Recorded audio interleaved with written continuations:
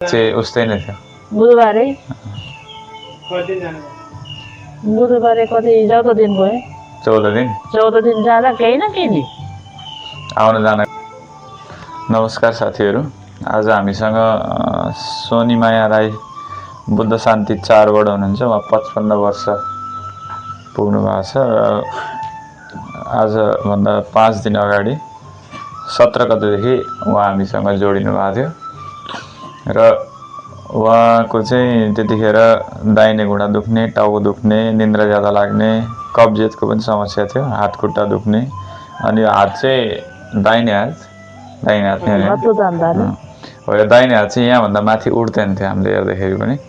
त्यो अहिले उहाँको हात मजाले माथि उठाएर आफै कपालहरू कोर्न थालिसक्नु भएको छ। मैले उहाँलाई काइयो पनि लिएर आउनु, कपाल कोर्नुपर्छ भनेर हिजो अलिकति जिस्कायो पनि थिएँ।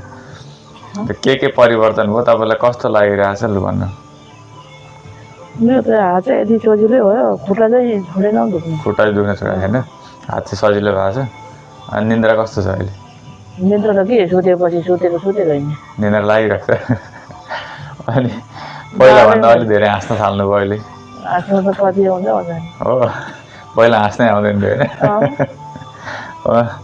सुरुमा हाँस्नु पनि जिउको उयो अरे नि त। राम्रो हो नि त जिउको लागि। अनि सुरु दिन आउँदाखेरि हाँस्नु भन्दाखेरि हाँस्नै आउँदैन भन्नुहुन्थ्यो, अहिले जे बोल्दा नि हाँसे गर्नुहुन्छ। त्यो 5 दिनमा तपाईँलाई ओभरअल राम्रै लागिरहेछ होइन? सकारात्मक नै परिवर्तन भइरहेछ। यो खुट्टा चाहिँ दुख्न छोडेन, हात पनि राम्रो भयो होइन? यसरी हुन्छ, जाँदैन थियो। अहिले त पछाडिबाट कान पनि समाउन थाल्नु भयो जसरी भेट्छ नि। नत्र अस्ति यसरी यहाँदेखि माथि नउठ्ने हात अहिले पछाडि मजाले कान समाउन थाल्नु भइरहेछ। हात त मजाले उठ्छ, अहिले कपाल मजाले बाँध्नु थाल्यो। त्यो तपाईँलाई के थेरापी गरायौँ त हामीले, याद छ तपाईँलाई? खोइ याद त छ, अलिअलि तेलले तताएको थाहा छ। अनि अरू त के गरेर, अनि त्यति नै हो। त्यो अनि उयोले घोचेको थाहा छ कि छैन? त्यो घोचेको थाहा छ नि होइन? त्यो तेलले तताएको भनेको हामी अभ्याङ गरिदिन्छौँ उहाँलाई। अभ्याङ भनेको पुरै मेडिकेटेड ओइलले उहाँको तेलले तताएकोले चाहिँ राम्रो भयो मलाई। पोटलीले त्यो यस्तो पोकाले सेक्दै त्यो पोटली मसाजवाला हामीले 9 प्रकारको थेरापीहरू गऱ्यौँ भने चाहिँ यसमा अभ्याङ पुरै शरीरको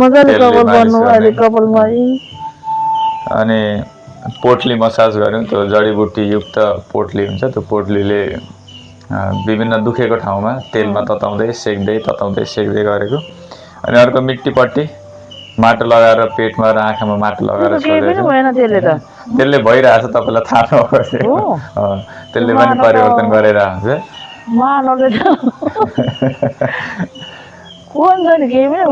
जानु बस्दै घुँडामा त्यो तातो तेल लगाएर सेक्ने पनि गरिरहेछ होइन? अनि ग्रीवा बस्ती यहाँ घाँटीमा पनि तातो तेल लगाएर सेक्ने गरेको थियो होइन? अनि अर्को एक्युप्रेसर, त्यो तपाईँले घोच्ने भन्नुभयो नि, हो त्यो घोच्नेलाई चाहिँ एक्युप्रेसर भन्छ। हो त्यो एक्युप्रेसरले पनि दुखाइहरू तुरन्तै राहत दिने काम गर्छ। तपाईँको यो जुन हातले माथि जान थाल्यो नि, त्यो चाहिँ एक्युप्रेसरले गर्दाखेरि पनि हुँदो रहेछ है। अनि हामीले हट कोल्ड कम्प्रेस पनि गर्ने एब्डोमेनमा, त्यो पेट राम्रो होस् भनेर बिस्तारै पेट पनि आफै ठाउँमा आउँदै हुन्छ। लोकल स्टिम र दुखेको ठाउँमा चाहिँ तातो बाफले सेक्ने गर्ने पनि गर्दथ्यो। अनि सर्सो मेथीको लेप पनि लगाइदिएको थियो हामीले। दुईवटामा लेप लगाएको थियो कि थिएन? यसरी सुकुन्जेलसम्म होइन, लेप लगाएर पनि छोडिदिएको थियो। हिजो लगाएको थियो। अनि नस्य नाकमा घिउ हालेको थियो कि थिएन? दुईचोटि हाल्यो नि होइन, नाकबाट घिउ हाल्ने काम पनि गर्यो। त यस्तो थेरापी गराएर चाहिँ उहाँलाई यो परिवर्तन आएको छ। उहाँलाई चाहिँ हाई बिपीले गर्दाखेरि अस्ति पुसदेखि होइन, त्यो पुसदेखि समस्या आयो। उहाँ विभिन्न ठाउँमा थेरापी गर्न पनि जानुभयो, तर हात चाहिँ उस्तै नै थियो। बुधबारे कति 14 दिन भयो 14 दिन जाँदा केही न केही नि आउन जानको खर्च मात्रै भयो, 200 रुपियाँ खर्च। अनि त्यहाँ फी कति लाग्थ्यो थेरापी गरेको? 200 रुपियाँ खर्च। त्यो त महिनाको दिनको 400 अनि 200 थप गरेर 600 रुपियाँ भयो।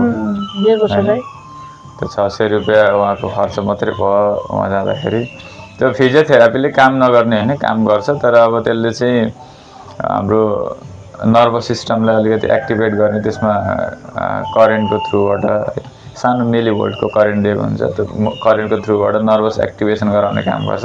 तर हामी चाहिँ मांसपेशीलाई नै मजबुत बनाउनको लागि तेल मालिस गर्छौँ औषधियुक्त तेलले, र त्यसले चाहिँ मांसपेशीलाई भित्रदेखि नै मजबुत बनाएर लिएर आउँछ, जोइन्टहरूलाई जोड्तीहरूलाई मजबुत बनाउँछ।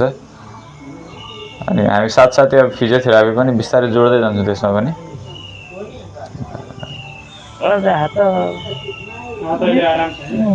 यो खुट्टा चाहिँ भएको थिएन, यहाँ हेर न, यो खुट्टा पनि हुन्छ। अब हामी खुट्टामा फोकस गर्छौँ बिस्तारै।